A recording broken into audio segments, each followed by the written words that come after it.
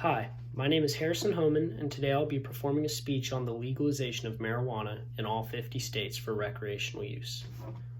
Why is it that in the United States, one of the most free societies in modern history, a couple miles could be the difference between a great legal business that brings the people a product they enjoy, or it could mean a sentence of 1 to 5 years plus a substantial fine? The problem with marijuana being illegal is that in 30% of our states, you can use marijuana to some extent. In others, you could face prison time for doing the same thing that other people can do freely in their own respective states. Today, I'll be providing some substantial arguments as to why marijuana should be legalized in all 50 states for recreational use. So, people that argue against the legalization of marijuana tend to follow about these three arguments. First of which is that marijuana isn't a medicine and should not be legalized for medicinal purposes. The next argument is that marijuana is a Schedule I drug, and this is very dangerous for the public to just consume recreationally. And the last argument is that marijuana endangers drivers, and anyone that operates a motor vehicle under its influence is unsafe. So, with those being my opponent's arguments, I'm going to break them down a little bit and show you how I feel about them and some of my interpretation and what I believe to be correct. So, the first of which is marijuana as a medicine. So, when marijuana was first legalized, it was legalized under the umbrella of for medicinal purposes. So, essentially, you'd go to the doctor's office, give a cough, say my throat hurts, I have muscle pains, I have nausea all the time. The doctor will be like, okay, writes you a prescription for marijuana. You walk out and you can buy marijuana legally. This was an old way. I think that the whole reason that happened was the citizens of America wanted marijuana to be legalized, so they got some people to do some research to say, yeah, it helps with this, it helps with that, and they were able to get it legalized for medicinal purposes. Now that it's 2021 and doctors have done a little bit more research, they found that there's a plethora of other medications that go the more normal route that can help all of these issues, such as nausea from cancer treatments, or muscle aches. There's a whole lot of medications out there that are more, in lack of a better words, common than marijuana.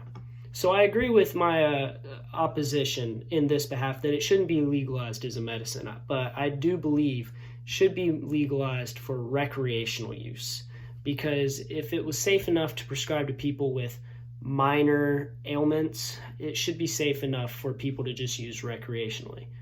Next is that marijuana is a Schedule I drug. Now, according to the DEA's website, a Schedule I drug is a drug with no currently accepted medical use, which is partially inaccurate for marijuana considering it is still legal in multiple states under the umbrella of medicinal use, and has a high potential for abuse.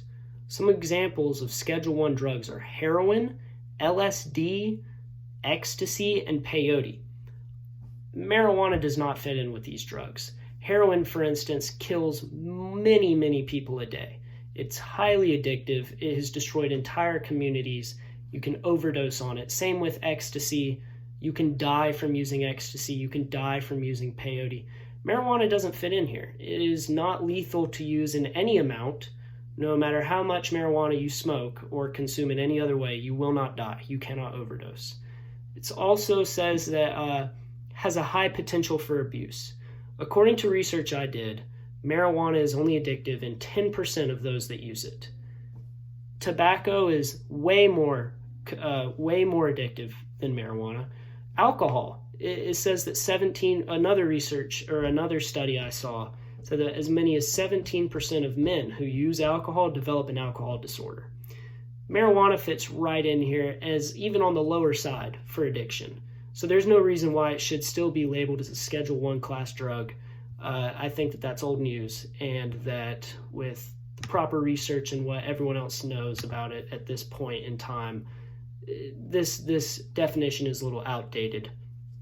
Next, The argument that marijuana is a danger to drivers, this is true. I will agree that marijuana is dangerous to drivers, but that is why it is so important that we, whenever we legalize it for recreational use, we legalize it with other rules and regulations, such as with alcohol. Alcohol is the number one killer when it comes to motor accidents in America. There's some statistic out there. A lot of deaths occur behind the wheel, or the majority of deaths behind the wheel occur because of alcohol, driving under the influence. If we were to legalize marijuana recreationally, we'd have to train police officers to perform field tests, sobriety tests. There's already breathalyzers out there that can tell you if someone is high on marijuana.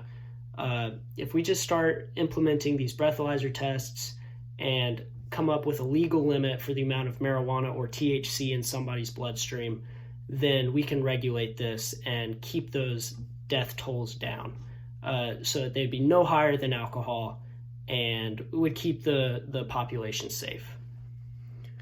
So after hearing my arguments against what people would say about marijuana, I know that the audience might have something to say in regards to, for instance, marijuana can damage your brain over time, especially at a young age.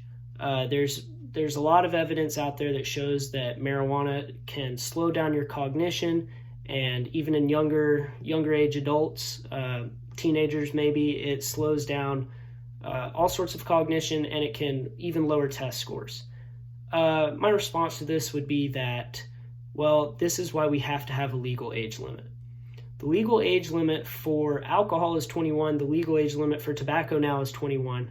If we were to legalize marijuana recreationally, we would have to set it up for a legal age limit like 21. I definitely believe that more research should go into what age would be the perfect age for someone to legally be able to use marijuana as they please, to cut down on any type of brain development issues that might occur. But the whole brain development issue, this is old news that is true for tobacco, it's true for marijuana, it's true for alcohol, it's true for just about anything you can use, even including caffeine. If you can use too much of it, it's going to cause some sort of brain damage over time. Marijuana does not stand out in any of these categories. It doesn't fit in with Schedule I drugs. It definitely fits in with what are already legalized recreational drugs. In conclusion, you can make a difference by calling for the release of all marijuana-related inmates.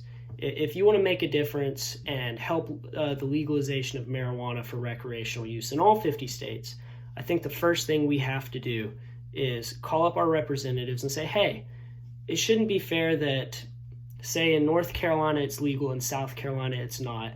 Someone can walk free in North Carolina doing the same thing that somebody in South Carolina is getting 1 to 5 years for. That's not fair. That does not fit in with the life, liberty, and pursuit of happiness for all. I think that another helpful tool for us would be to talk to the representatives and help them to figure out a plan to make marijuana legal for recreational use. But on top of that, I think the best thing we can do is use social media to our advantages. For instance, I found a popular hashtag called #LegalizeIt. This hashtag has over 2 million posts on social media, and we all know how social media can set a political storm abrew. So I think that the best thing for you to do if you want to help the cause and help marijuana be legalized for recreational use in all 50 states is tell your friends, make a post with the hashtag #LegalizeIt, share it on your social medias. Before you know it, everyone else will share it, and this will commit real change in America to help free those that are imprisoned wrongly for using marijuana when it's legal in 30% of our states, and will also help the rest of the states to catch up and legalize it. Thank you so much for your time. Have a wonderful night.